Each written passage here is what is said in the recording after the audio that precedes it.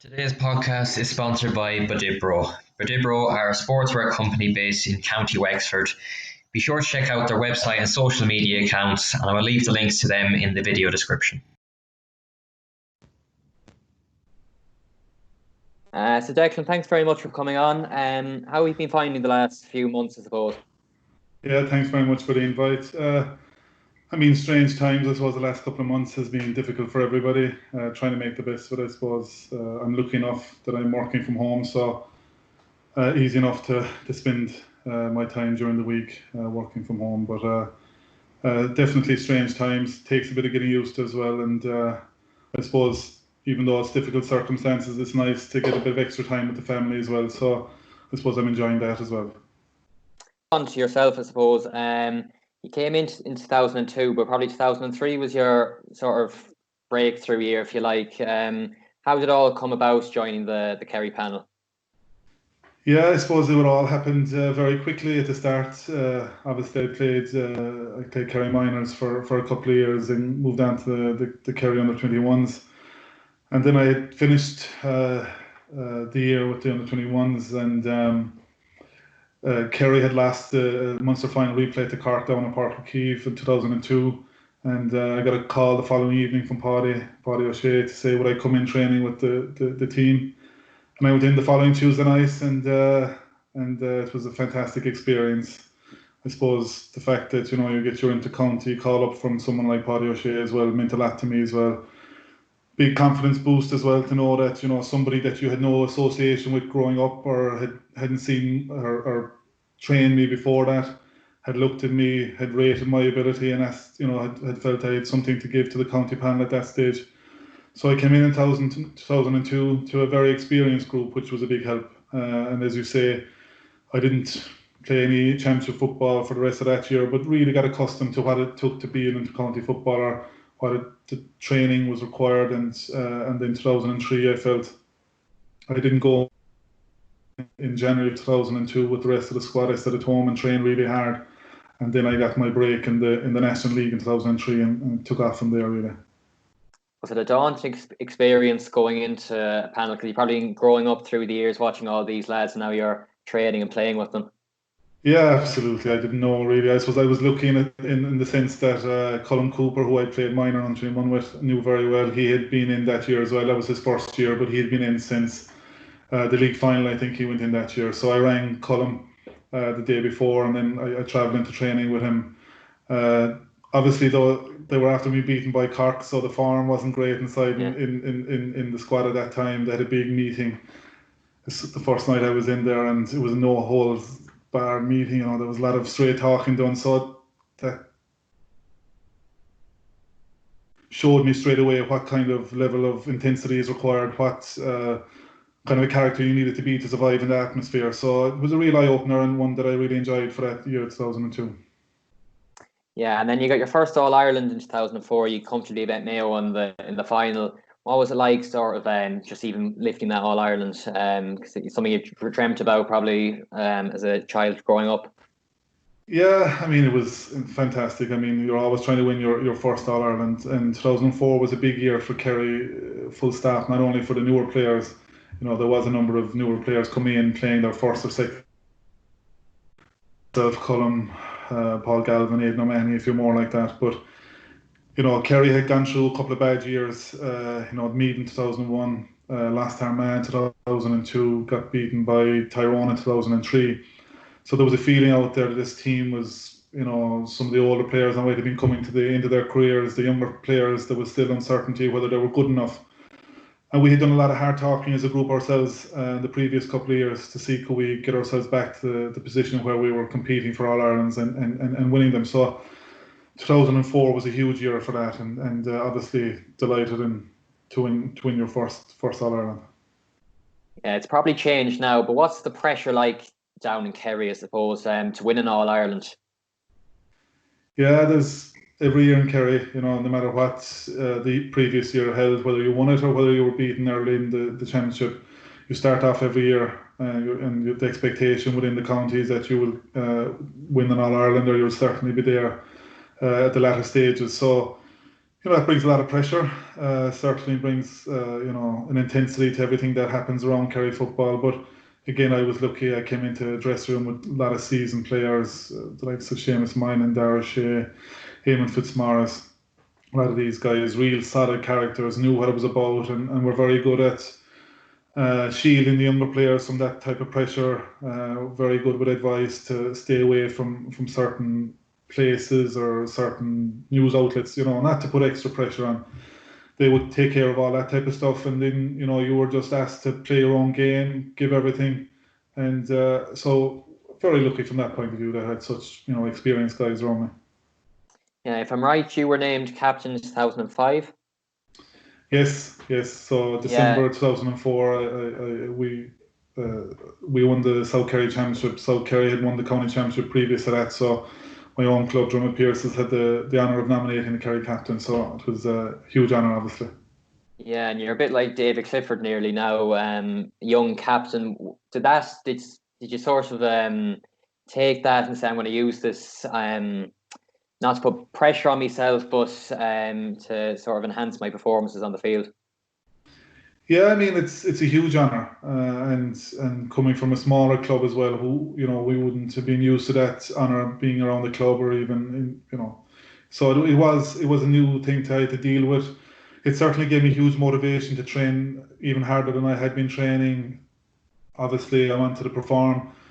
Captaincy is about leading by example on the field, so I certainly want to do that. And but again, as I said, there was a very experienced dressing room. There was no added pressure from players. There was no added pressure from management. At that stage, Jack O'Connor had come in as manager in 2004, so he knew me quite well. We had a good relationship, so it didn't bring any added pressure in terms of what I was expected to do around the squad. But you're very proud to be there, and obviously, when you're captain, then you want to do it, you give it your best shot. It's very rare that you get the honour to be a Kerry captain, and then you say to yourself, right, I want to be a winning Kerry captain, and you think you're going to get one shot at it. So 2005 was my shot at it, and I certainly wanted to give it everything. Yeah, you lost the final against Tyrone, and Tyrone's nearly been Kerry's bogey team, I suppose, during the noughties. It was nearly like who was the team of the decade. What was about them that just seemed to cause you problems? They were just a fantastic footballing team. The players they have, they've really stood the test of time. If you look back at any of those games, any of the performances, those players in that Tyrone team, they were just brilliant footballing team. They could play it any way you wanted it. They had all the football skills, they had all the talent, they had a hard edge to themselves as well, and they were hugely motivated. Their intensity they brought to the game around that time kind of changed the game to a certain degree, and tactically they were very good then as well, and they had a very steady manager, Mickey Hart, who had been there with a lot of those players through underage, through minor, under 21, and took them into senior, and he still stood the test of time. So they were very good tactically as well, and as you say, they've had the edge over us around that time. Yeah, 2006, 2007, then you got comfortable enough wins, I suppose, over Mayo and Cork. And you got on the All-Star team. How big an honour is it to be selected as an All-Star? Yeah, I mean, the All-Stars is always a very nice recognition, I suppose, even for the club or for family as well. But I suppose after being a losing captain in 05, I thought that was my time up. So then when I got the chance again in 06, that was my primary aim, just to get my hands in the All-Ireland. And then again in 07, we defended the All-Ireland, which was, at the time, was kind of new, really. They hadn't been done in something like 20 years. Obviously, Dublin have blown that out of the water now at this stage. But at the time, it was quite a big achievement. And obviously, to cap it off then with getting an All-Star meant that, you were doing what you wanted to do. You were a captain of Kerry, but you were also leading by example on the team because you were performing well enough to be on the All-Star team. So that was important from a personal point of view as well. Is it a disappointment looking back now that maybe you didn't get 3 in a row or, over them years that you played? Yeah, I mean, we contested a lot of All-Irelands at that stage. I think we contested maybe 6 All-Ireland finals in a row. Definitely 08, we had a good team in 08. And that final could have gone either way. Tyrone, definitely 05, 2 very good teams, but they had the edge on us in 05. 08, we felt going into that game, maybe we may have had the edge on them, but again, tactically on the day, they got it very right, got some very good performance from individual players on the day, and that was a big disappointment for us, 08. And as you say, we were going for 3 in a row, which really would have been something unique at that stage, and that added to our disappointment, obviously. Yeah, 2009 was nearly sort of an odd one. You went through the qualifiers and Sligo nearly took you out, I think, down in Tralee, and sort of an average enough performance against Antrim. Then you come up against Dublin, who were favourites at the time, if I remember, and you just blew them out with the water. So what was the mentality in the camp going into that one that nearly you were written off a bit? Yeah, as you say, 09 was kind of a very unique type of year. You know, as you say, we got beaten in the Munster final. We're haunted in Tralee against Sligo. Diarmaid Murphy saved the penalty late on in the game, which saved our bacon. We were trying to get things moving, trying to do everything possible, but it just wasn't clicking. Jack was trying everything in the background as the manager to try to get us moving. He'd been just back after taking a couple of years out. And he brought Mike McCarthy back into the squad around that time as well. And he was a huge addition to us. Really brought a new edge to us and a new style to our defending. I suppose he came out in the half-back line and added a lot to us. And we played Antrim above in Tullamore, and again for 50 minutes of that game we were huffing and puffing, but we couldn't really get our stride. And then probably for the last 10 or 15 minutes, led by Mike McCarthy on the day, drove us forward, and we seemed to find something in the last 15 minutes of that game. And obviously we knew we were going back to Croke Park, and for that team Croke Park meant a lot. We always felt we played our best football in Croke Park. So on the way home then from Tullamore, we heard the draw, the Dubs, who had been flying, as you say, right off favourites, and we were delighted with the draw because we knew it was going to be a packed house. And when you get to a stage like we were at that time, we were an experienced group, players coming to the end of their careers.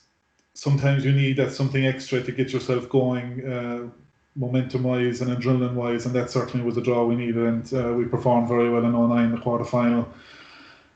And got a great win, and as you say, then we won it out, got to the final against Cork, another unique final, playing our neighbours, and I thought that was probably one of our best performances in an All-Ireland final in respect of managing the game.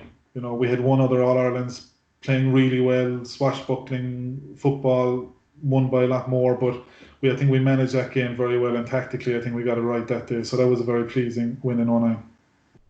Yeah, what's the build-up like going into an All-Ireland, like over the years? Would the preparation be the same for them 2 or 3 weeks building up to it? Yeah, absolutely. I mean, that's the beauty of having some experience. As you get more experience, you try keep the routine, try lean on the experience you've had before, try keep everything as quiet as normal as possible. You surround yourself in your usual circle of family and close friends, and then you're delighted to get into the training ground on Tuesday, Thursday beforehand, just to be amongst the players who know exactly what's going on.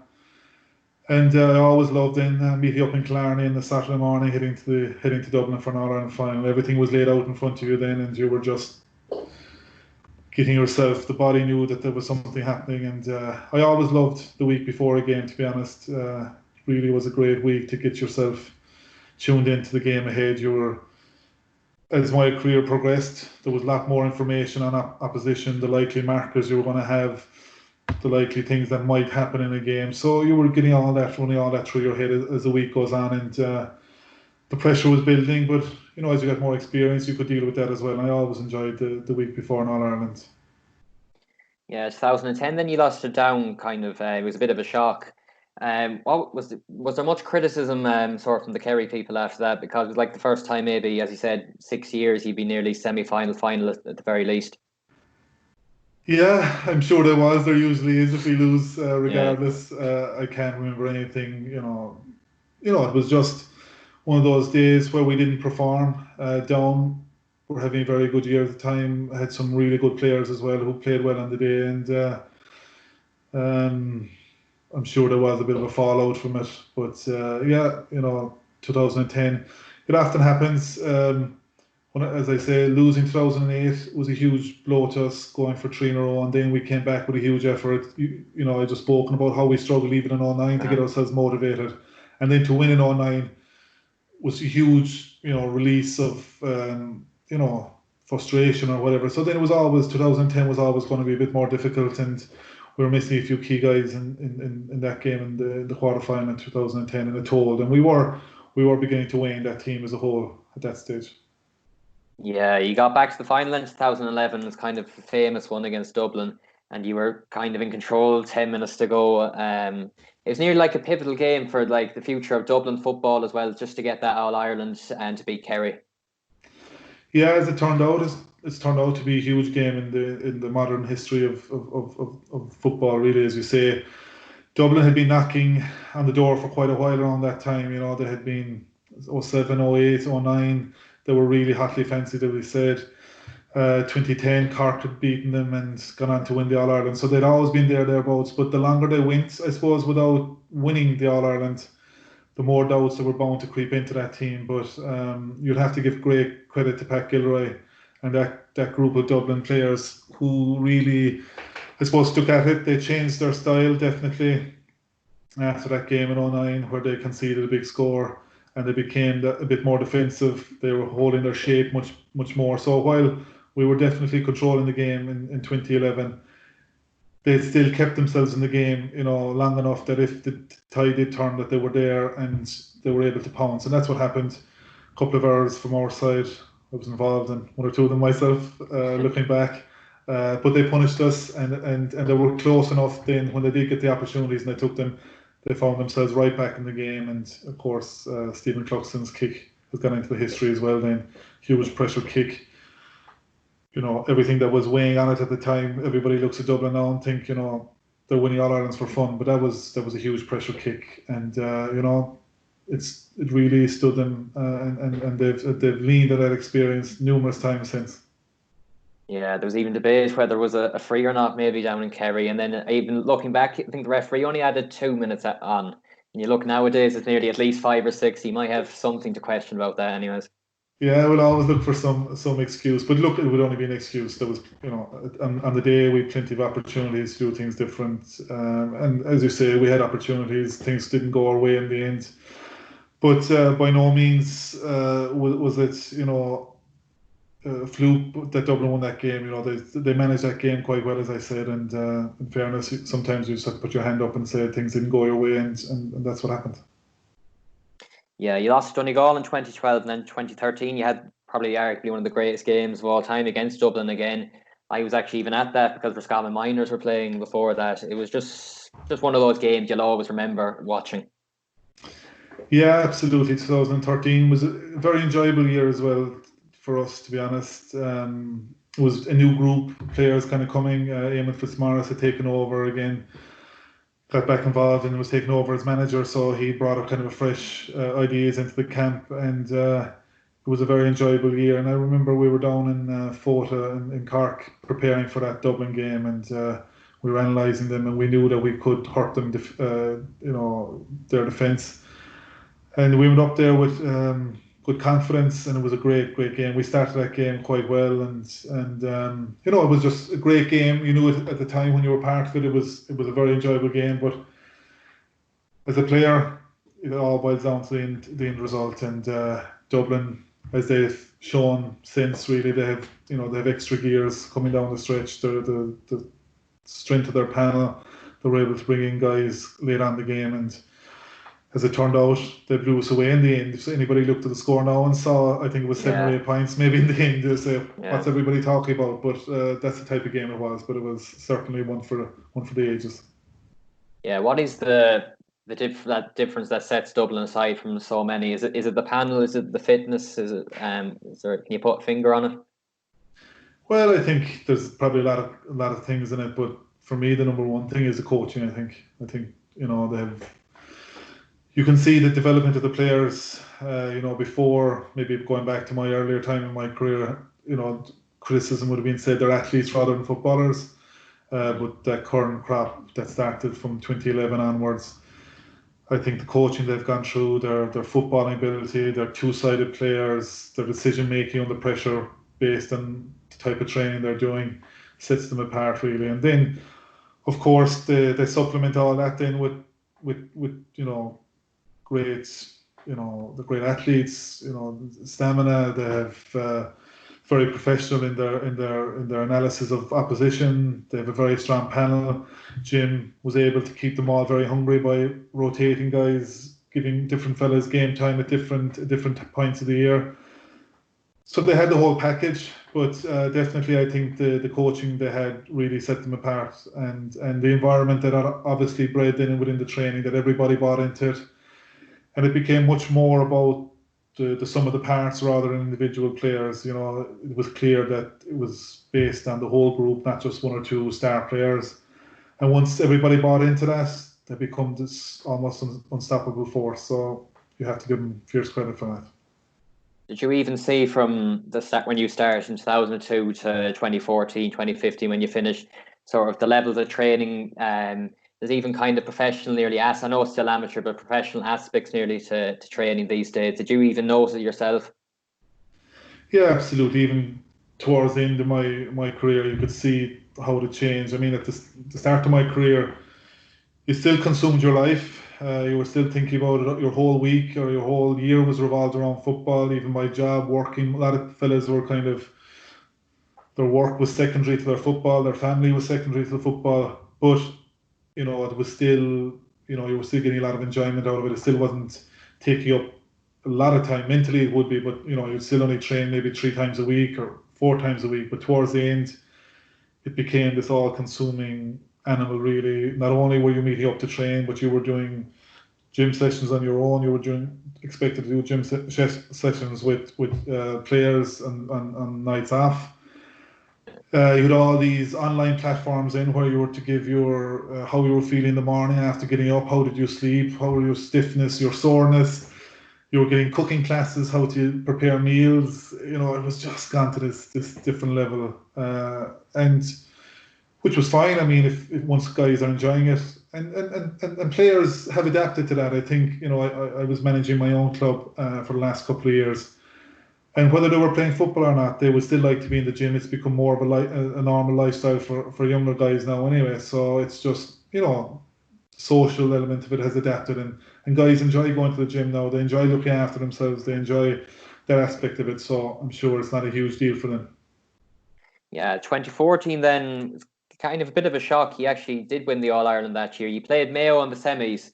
I had Keith Higgins on last week, and he said about the Limerick scenario. What was it like playing there? Because there was talk in the college football game or something in Croke Park that weekend, but actually turned out the atmosphere in Limerick was better than the one in Croke Park.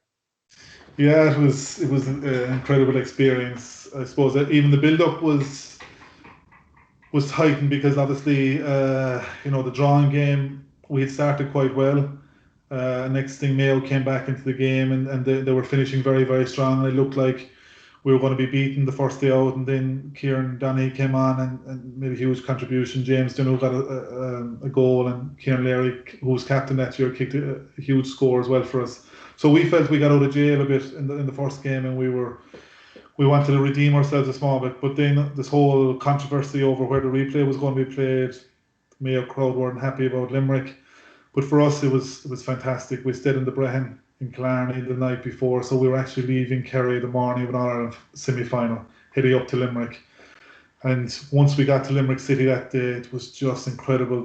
The crowd around the streets, the atmosphere as you went to the stadium was unique. A lot of Kerry crowd obviously around the place. Mayo obviously bring huge support, and that game just took on a life of its own. A lot of controversial referees' decisions, and players were getting blood subbed, and there was a lot of things happening that day. But it just all added to this whole atmosphere of the day, and it was an incredible day, to be honest.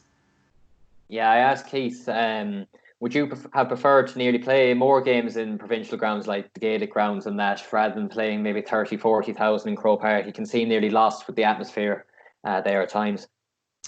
Yeah, for sure. I mean, there really is nothing worse than this. Maybe goes back to the point where some players might want to play behind closed doors, but in Croke Park, unless there's 50,000 in Croke Park, it feels empty. You know, I've played there where it's been 25,000, 30,000, or, you know, you're part of a double bill, and some of the crowd are leaving at half time of your game, and, you know, it doesn't have the same intensity to the occasion. So for sure, I think the GA could look at that, where they're bringing some big games around to provincial grounds. And even, when you think about Kerry and Mayo, their fans are travelling, long distances and having to go to Dublin for all these big games. It would be nice at some stage if they did, play in some provincial grounds. But certainly that day in Limerick, and you had this old-fashioned kind of pitch invasion after as well, which was unique for an All-Ireland semi-final. Normally they say the Kerry crowd don't turn up until an All-Ireland final, but so that day was unique for that as well, I suppose. Yeah, it's nearly the mentality's kind of changed with Dublin doing so well the last decade that Kerry appreciate nearly winning semi-finals even now. Yeah, well, you should always appreciate winning semi-finals, but yeah, I think Dublin have changed what's accepted now. They've raised the bar so high, and I think that's why, to be fair, sometimes the Kerry supporters get a bit of a bad reputation, but to be fair to them, they've been very good, I think, to this young Kerry team that's came up over the last couple of years now. I've seen a lot of support for them. They've been given this chance to breathe almost. I think everybody accepts last year was a fantastic year. Did really, really well. Could have won the All-Ireland the first day, and I think the Kerry supporters was very generous in their support and their praise of that team. So hopefully now that will build the confidence of the current Kerry crop, and we'll see them winning some All-Irelands as well in the near future. Yeah, you came on as a sub in that final against Donegal. Did you know that was going to be your last game for Kerry, or you were going to retire?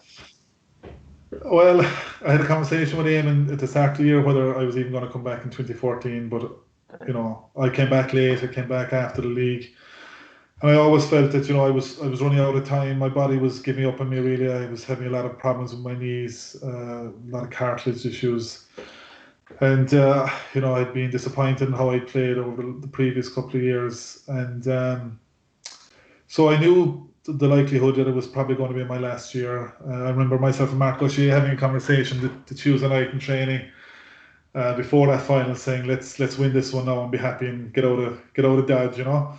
He went down and played a couple more years after, but that happens sometimes when you win. You always want more, but for sure there was a feeling that was going to be probably my last year. Yeah. Yeah, even a few of you, yourself, Colin Cooper, Mark O'Shea, Kieran Donaghy, you kind of just had that decade or so together, playing together, and it was great times for yourself, I suppose. Yeah, absolutely, really, really special times, and lucky to come into a Kerry team at that time with those type of players. I suppose the one disappointment, I retired quite early. I was still only 30 when I retired. I always remember having a conversation with Paul Gavin at one stage, and he told me, wait till you reach 30. He says, you'll really start to even understand the game more. You'll see things, and that experience will stand to you. You really enjoy it from 30 to 33, 34. It becomes almost a different type of game. And I was beginning to feel that even in 2014. I enjoyed a couple of games that year where I felt I was understanding the game and dictating the game in certain times, from with my experience that I had. But so that was a disappointment to maybe finish my career earlier than I would have hoped to. But as you say, looking back, playing with the likes of Colin, Kieran Donaghy, Mark Shea, Aidan Mahoney, all those guys, fantastic times. Yeah, you just mentioned them a couple of minutes ago, the current Kerry team. And it's kind of the same as the likes of David Clifford, Sean O'Shea coming together that can play probably for the next 10 to 15 years. What do you see the future like? Yeah, I think it's bright. I mean, there's been some fantastic work done in Kerry. A lot of coaches unheard of, really. They'll never get some credit, but they've done a lot of work in development squads throughout the county, and they have a lot of young players coming through. We hope that'll continue, obviously, but the current crop, as you say, Sean O'Shea, David Clifford, Tom Sullivan, Bruno Bigley. I was lucky enough to be involved with Jack for a couple of years with the Kerry Minors in 2015 and the Kerry under-20s for a couple of years. And I saw, the likes of Gavin White as well at close quarters, and they really have good, fantastic talent, but they have good attitude as well. They know what's required, and you'll be very. They'll keep developing. They'll stay hungry, and that they can get their first All Ireland. And I think if they get their first All Ireland in the next couple of years, and I think it'll really stand to them, and they could add to that. And to be honest, in many ways, my biggest worry for that group really was, they've been so successful with Kerry minors, the Kerry colleges, the same, Pobble Skull and Dingle have been so successful. They had gone on with the under-20s. A lot of those players came into the Kerry squad very early and were expected and had played a lot of senior football, and they're still only 20, 21. My worry was that maybe they'd suffer a bad injury, or they'd get a bit of wear and tear or burnout.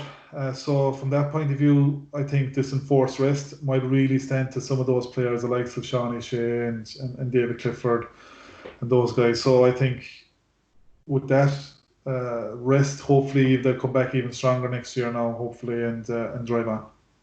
Yeah, it could even be like the 2011 scenario with Dublin, like the roles reversed. Once you get that first All-Ireland, you could kickstart 3 or 4 more. Yeah, because there's no point denying it. I mean, these young players grew up with, watching Kerry win All-Irelands in the 2000s. As you say, once they got to Kerry minor, Kerry under-20s, that's their aim, to get to the Kerry senior squad, try win All-Ireland. So that pressure continues to grow. They have great experience under their belt now from last year.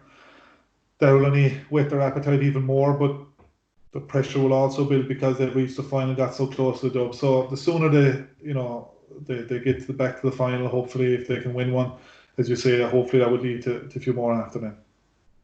Yeah, we'll just finish up just a few quick fire questions. We'll start with what was your favourite match that you played in? My favourite match? I suppose my favourite match, probably the 2014 Munster final in Páirc Uí Chaoimh. Really enjoyed that day. Always like going on to Páirc Uí Chaoimh, and we had a big win down there. Maybe against the odds, a small bit. Cork, I think, were favourites going to that game as well. I was one of the senior players, maybe a younger group coming through, so I got great satisfaction out of that win. Your favourite ground to play in? I think the favourite ground really is Fitzgerald Stadium. I think it's just a great stadium to play in. Real footballers stadium. The field is big, wide, and they say in Kerry, if you can't play in Fitzgerald Stadium, you can't play anywhere. So as a young boy, your dream is to play in Fitzgerald Stadium, and that never leaves you. Then you go in there training every night, and even towards the end of my career, it will still give you a buzz to go in and train and play in Fitzgerald Stadium. Who would have been your toughest opponents on the field? Geez, there was a lot of them. A lot of the Tyrone boys that you mentioned, Conor Gormley, Philip Jordan. There's a few of those. But I think the toughest battles I had and the most consistent player I came up against during my career was probably John Miskela in Cork. A really good player. Bad matchup for me. I think he loved to attack, tear down the field, try to take me out of position. And Cork had a really good midfield at that time as well, and they often were winning midfield at times. And if you're winning midfield, the half-back line can bomb up the field. So I had some tough days chasing John Miskela down the field. But we always had good battles and good respect for each other. And the last two then, who would have been the best player you've played with? Best player? I've been blessed. Obviously, Colin Cooper has definitely been probably the best, most gifted player I've played with the Kerry team. Lucky enough to play with Maurice Fitzgerald as well for our district team down here in South Kerry. An absolute honour, of course, to play with him and be in the same dressing room as him. And then you look at other players, just their character, their attitude, their determination. I always enjoyed playing on Seamus Moynihan, Dara Shea, Liam Hassett is a guy I loved playing with. Loved playing with Eamon Fitzmaurice, Paul Galvin, Aidan O'Mahony, that type of character were fantastic to play with as well. But if I was to pick one, obviously Colin Cooper would stand out. Yeah, it's nearly hard to believe that he's never won Player of the Year. I think even Smalls O'Shea or someone said that a few weeks ago. It just even shocked me even that he just never even won it. Yeah, I mean, it's kind of crazy when you think about it, but I don't think that would bother him. That's the beauty of Colin. That's his genius, really. His gift is that he brings other players into the game. He knows when he can be a bit of a decoy. I mean, when he plays for his club, or when he played with his club down here, Dr. Crokes, and one of the biggest things you would have to say to a team that were going out playing them, and South Kerry played them often, is that you couldn't double team him, or you'd have to tell other defenders not to be drawn to him, because Colin would love that. He'd love 2 or 3 defenders to come to him, because he'd open it up and pass it off to one of his other forwards, and he was brilliant at that. So for a fella that was so brilliant, he was very unselfish, and so I don't think that would really bother him too much.